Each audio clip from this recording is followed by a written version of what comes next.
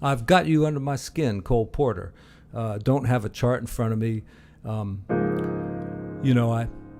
know it in the Frank Sinatra key of D flat. The intro is kind of like this thing. And then you do it that way. But you could put any kind of a standard introduction on, like a 1-6-2-5,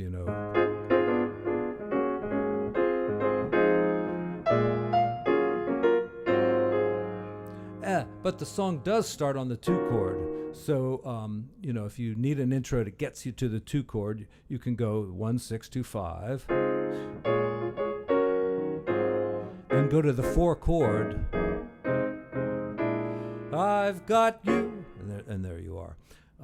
So that was, again, 1-6-2-5. And then 1-4-3-6. And, that takes you to the 2. Other ways of getting there too. You can go like that, and we'll get you to the 2 chord.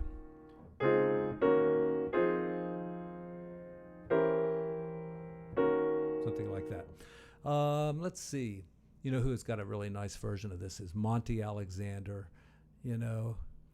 Where's Monty? He's an old guy now, probably pretty old. Such a wonderful player. I don't know, I know another piano player here in town, and Monty is his favorite piano player. He might be my favorite piano player too, only just because he can put so much into a song. I mean, he can make all kinds of different little styles fit together just beautifully. And, he's got a mind like Art Tatum, I would say. He doesn't play like Art Tatum, but he can just pull things together so quickly. It's just amazing how he plays, I think.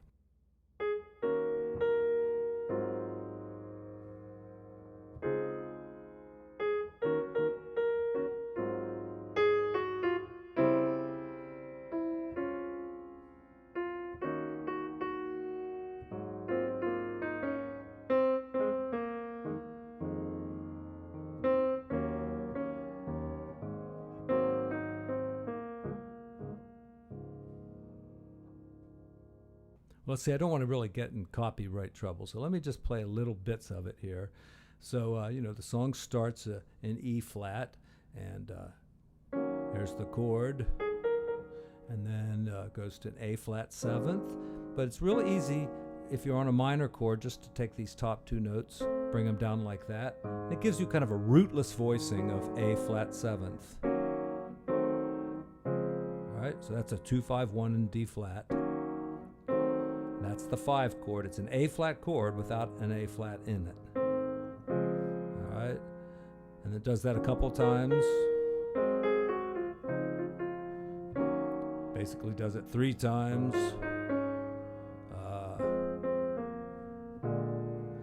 B flat 7 there.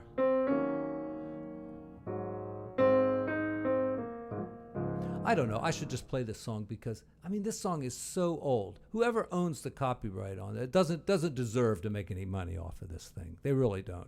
Come on. Cole Porter's been dead for I don't know how many years. If you invent a drug, it goes off a patent in like 15 years or something like that. If you invent some kind of technology, it goes off a patent after a certain number of years. I just don't see any reason for music to just continue on and on and on and on being under copyright long after the inventors are dead. So I'm just going to play it. If I get hit by copyright, too fucking bad for me. So back to E flat.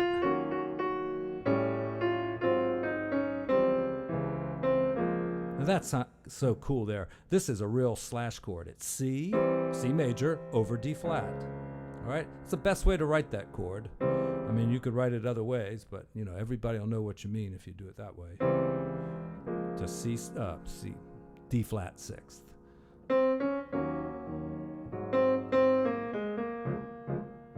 Now, in the second verse, it kind of starts off the same way, and you got to be on guard because it does change a little bit.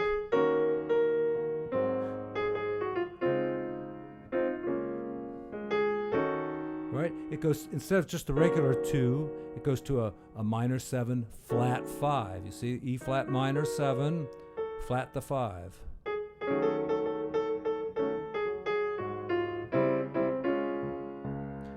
And then, key change. We're going to B flat. And once again, you can do this little A over, it's kind of like a diminished chord resolving. That's really is what it is. But, the best way to write it, A over B flat. And then, that can kind of take you right back to your regular 2-5-1. I would sacrifice anything, come what might. Now, it's just kind of going through 2-5-1s again, and you can put a pedal tone here.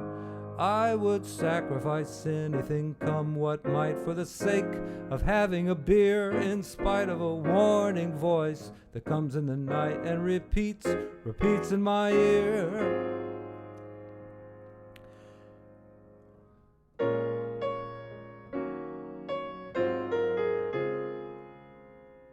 Now, Frank Sinatra will go,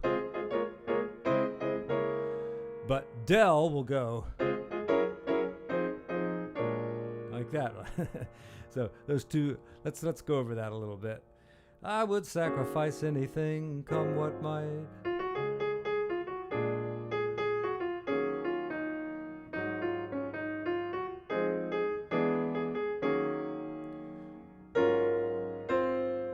There's our big A flat 7th chord. You expect D flat, but it goes to B flat minor instead. It's so close to the same chord.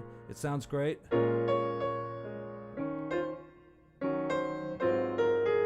Right back to D flat major.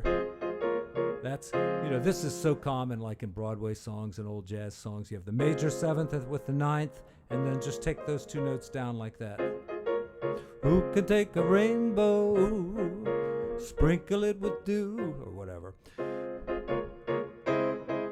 And then in the Sinatra version, it changes to a minor with a major 7th and a 9.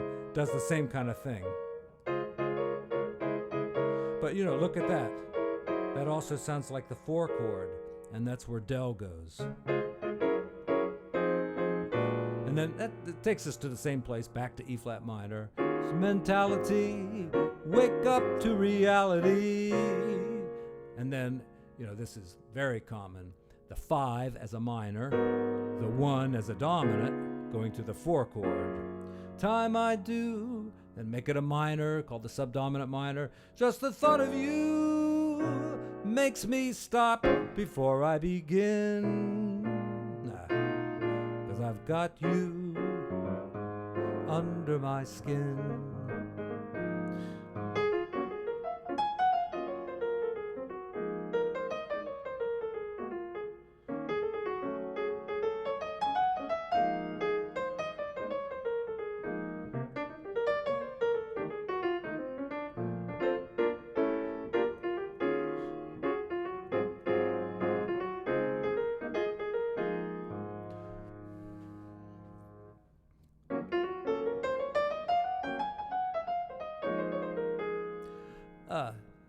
Think about piano all the time, and it just dawns on me that really good piano players, they have certain kind of stock things that they'll play in certain keys. They won't try to do they might, but they might not use it in a key like, say, F sharp or something, because it just doesn't fit under the fingers as well. But they'll have other things in that key that do fit under the fingers. And that's not to say you shouldn't take some good ideas and practice them in all 12 keys, but there are certain things that you should just, do in one key or several keys, but not all the other keys, just because they work pretty well in that key. If you're going that little Count Basie thing there where you're stretching a 10th, that's great in this key, but if I try to do it in F or something, I'm missing notes and because I can't quite reach it in F. It's just a little bit easier in that key. So just things like that. Another thing that has happened recently is, I said I was going to feature some female piano players, and so I have a book of Marion McPartland. Let me grab this book. Who publishes this book and distributes it? Well, Columbia Pictures has got a copyright in here for some reason. I don't know why Columbia Pictures would own anything from this, but they might. Here's a picture of Marion. And anyway, I want you to take this song, Close Your Eyes, and find it by Marion McPartland. All right, here's her name right here, Marion McPartland. Okay, and check it out. I have, this is a pretty good transcription, and I tried to learn it from the transcription without ever listening to it. And I'm thinking, I don't really get this. What's going on here? What's going on here? And then when I heard it, it's like, oh, it makes total sense. It sounds great. And anyway, I think she is, I didn't realize how great she is. She really knows her stuff and is very inventive, I think, really understands a lot of the forms of the rhythmic ideas from jazz, and really puts them to really good use. I got to say, her rhythm is just so far beyond what mine is. It's just not even funny.